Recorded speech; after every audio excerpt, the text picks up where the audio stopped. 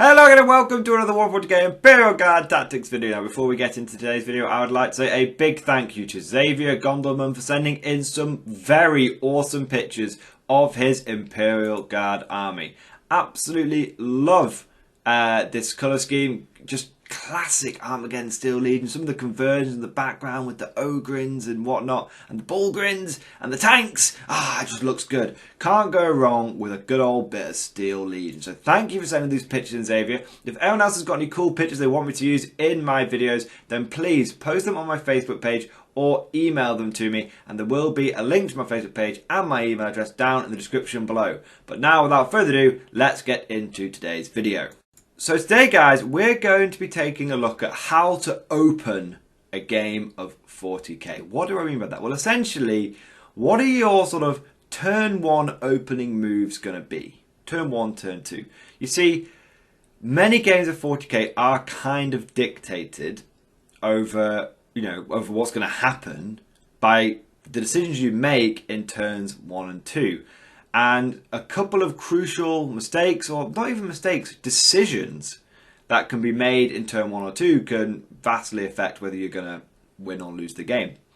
And essentially, guys, what we're going to be looking at today is going to be a quick tip tactic, and just a couple of options that you've got available to you. And I'm sure there'll be more, and I'm really looking forward to hearing lots of other people's ideas for how they open their games of 40k. But for me, it tends to boil down to one of two decisions. I've got two choices.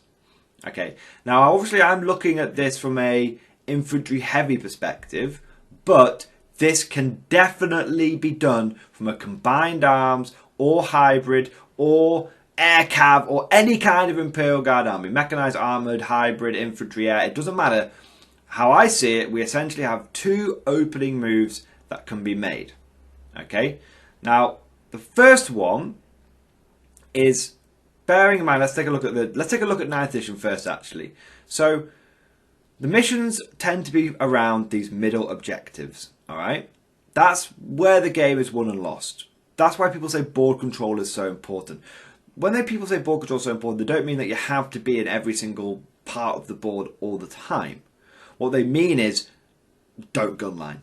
Don't sit there, sit back and shoot and do nothing, because you will lose every single game that you do that. Okay, so board control, there's lots of different ways of analysing it and saying this has got good board control, this has got good board control, whatever. But long story short, good board control boils down to, can you get to the middle of the board and contest those middle objectives, or take those middle objectives and deny them from your opponent? Because if you're looking at a 4 objective game or a 5 objective game or even a 6 objective game, the majority of the objectives are out of your deployment zone. In nearly every 4 objective game, there's 2 in the middle and 1 in each person's deployment zone.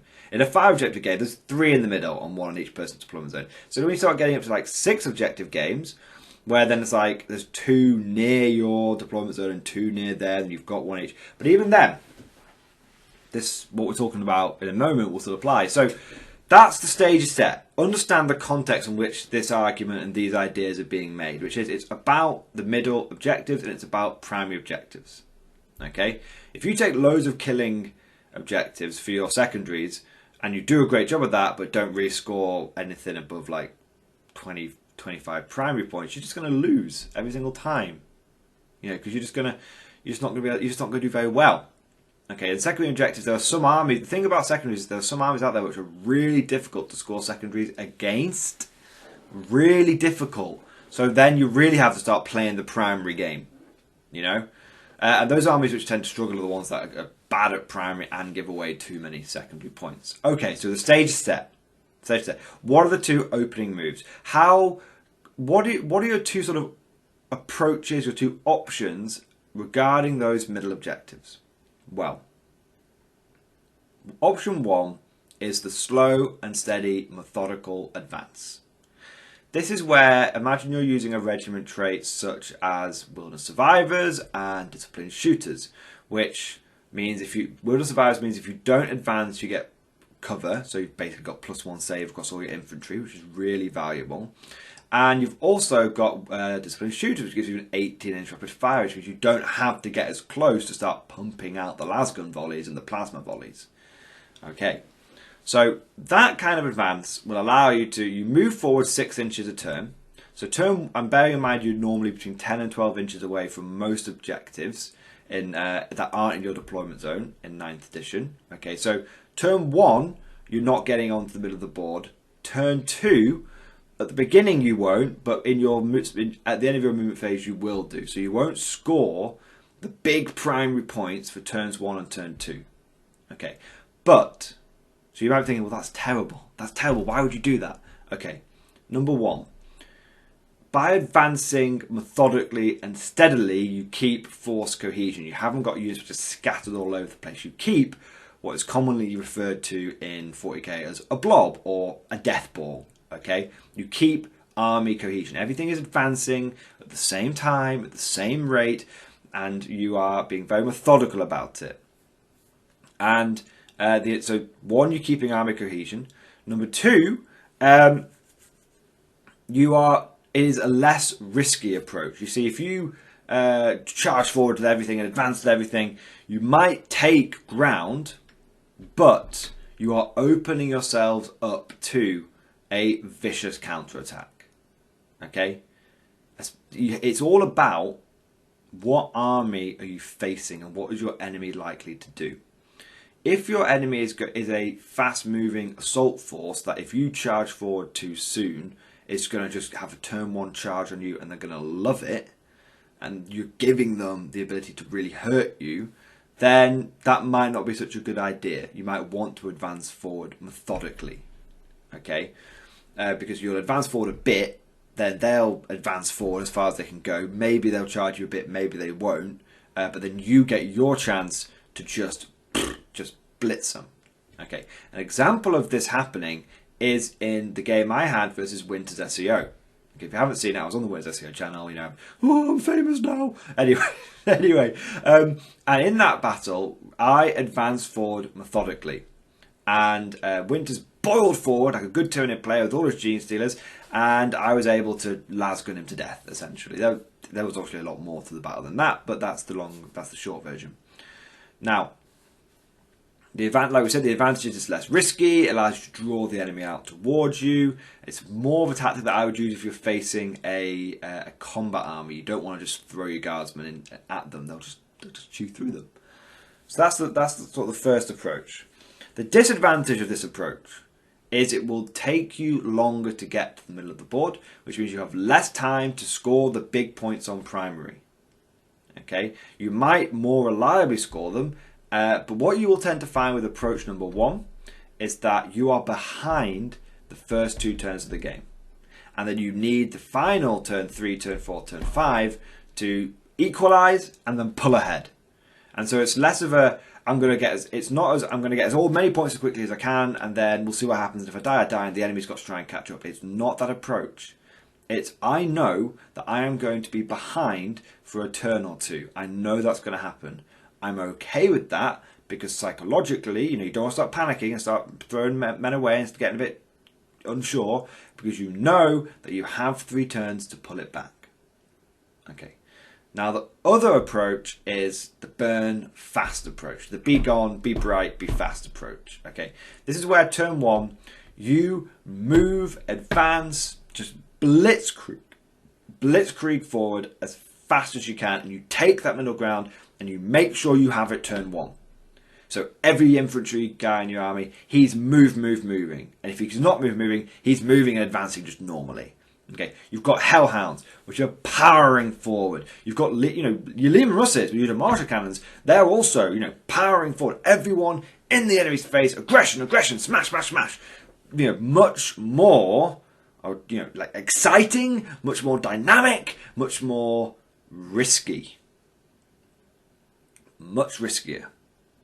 Because as I mentioned, you could push forward turn 1 and you're like, yeah, I don't do a lot of damage to you turn 1, but you know what? I have got the middle ground, and now it's up to my opponent to take that ground off me, and I'm going to dig in.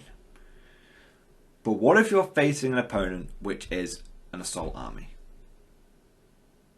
As mentioned, if you want to banzai charge forward everyone, and then, don't then do a surprise Pikachu face when all those World Eaters come out and just wipe you off in turn 1. Okay? Don't be surprised when all those Ravenwing bikers who thought, oh, well, I can still advance and charge. I can't advance and charge, but I can advance and shoot, so that's something. I'll get the charge off turn 2. Then go, actually, I'll just get the charge off turn 1, advance, I'll move, shoot, and charge turn 1. You know, if you're facing combat army or the Death Guard who are like, oh, great, I'll be making all these guardsmen toughness 2 pretty early on. You know, very much know your enemy. And there is no right or wrong answer in every single game. The key, the skill to the whole thing is knowing which option to pick, is knowing your opponent and knowing which one to go for. If you're facing someone like Tau, okay, and yeah, they're bottom-ish faction, but you know, so are Guard, so it's not like we can't look down on anyone. Guard facing Tau is still a tough matchup for us because every matchup is tough for Guard right now, okay? But if you're facing Tau, who have the better range firepower than you know, Tau who can get a 21-inch range, rapid fire 3 shots if they want to, if they go bore cannon, pulse accelerator drone. And I know it's not seen very often, but it is still a tactic that they have. We've got Riptides, Tau's firepower doesn't. A lot of it gets better at close range, don't get me wrong, but a lot of their big guns, like Riptides and whatnot, they don't care if they're long range or short range, they're putting out the same amount of shots each time. So those guys, you don't want to be sitting back and firing and engaging a long range firefight with them, because unfortunately they do it better more often than not. In that situation, you definitely want to be charging forward, because Tau have got ways of removing cover, so the 6-inch advance, not advance to get cover, doesn't really help you. They've got more long-range firepower. In that situation, you need to close the distance. You need to. You're going to get blasted long-range or short-range. It doesn't matter. So when you're facing shooty armies, okay, you want to do the banzai charge, because you want to get your guns in range as quickly as possible, and then you can start winning the mid-range firefight. And then, because they're a shooty army, they're going to struggle to push you off the objectives. Okay, if you're facing a combat army, what you want to do is move forward a bit, draw them onto your front line, give them the volley, give them the beans, load a tin of Heinz 57 and give it to them. And then turn 2, you're going to take that beating, but then turn 3, then you know, assuming that, let's say they went first, then your turn 2, your turn 3, you counterattack, you push those aggressive assault units off you, and then turns 4 and 5, you pull ahead and you get the points. There's 2 ways of looking at it, okay? But there's no one set option for each. There's no one solution for every single battle. Be aware of both options. Look at your opponent. Know thine enemy. So if you look at a Death Guard army, you know they're going to be a bit slower, but that inevitably they want to get close to you. Death Guard are kind of an interesting one, because they're not fast, but they are really tough. They're going to get to the middle of the board, but you don't want them to. But I think in a funny sort of way, against the Death Guard, what I would do, because I know they're the hotlist at the moment, what I would do is, because both of you are going to be moving forward at the same pace, I would use the time that you've got, move forward slowly, move forward methodically, and use as much time as possible to whittle them down before they inevitably start closing the distance on you. That's what you need to do. So Death Guard are a funny one, because they're not a fast-moving foe, but you also at the same time don't want to get too close to them too quickly. So there's an example of how it's not even a fast and hard rule around. You know, if I know I'm facing an assault army, I want to hang back, or if I know I'm facing a shooting army, I know I want to go forward. There's lots of armies that do a bit of everything, so it's just to be aware of that. Okay, it's a fine balance. You don't want to cede board control too early. Sorry, you don't want to cede board control early, and then not grab it back. The point of option number 1 is you're taking that board back. Okay. That's the important thing to remember. It's not a gun line. Anyway, let me know what you guys think. Let me know if you agree with these 2 openers, if you disagree, if you've got any others that I haven't considered, and if you do agree with these 2 openings, what are your preferred units for either option? Okay, what are your preferred? You know, do you like your Hellhounds for certain things? Do you like your Lehman Russ battle tanks for certain things?